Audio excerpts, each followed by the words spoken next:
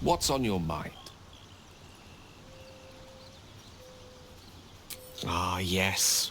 Karsus. Karsus was perhaps the most powerful wizard that ever lived. The child who would be a god, the elves called him. And he tried. With a spell of his own devising, he endeavored to usurp in one fell swoop the power of the goddess of magic. Mistral, she was called then. Imagine what it must have felt like. To be a god.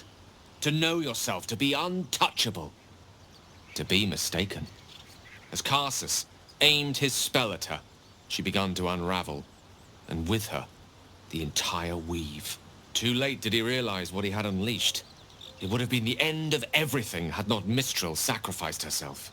The goddess of magic is all magic.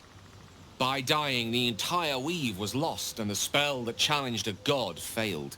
It was the end of Mistral. The end of Karsus, and the end of an entire civilization.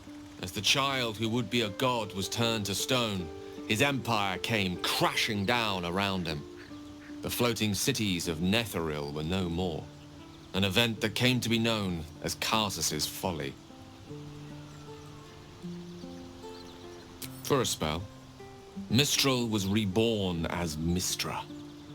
Upon her return, the weave returned with her. Now, so many centuries later, I try to follow in the footsteps of Karsus. Not to destroy Mistra, but to prove my love for her. I tried to control only a fraction of the magic that was unleashed that fateful day. I merely sought to return one tiny diamond to an imperfect crown. Gale's folly, one might call it. History, repetition. It's the way things go.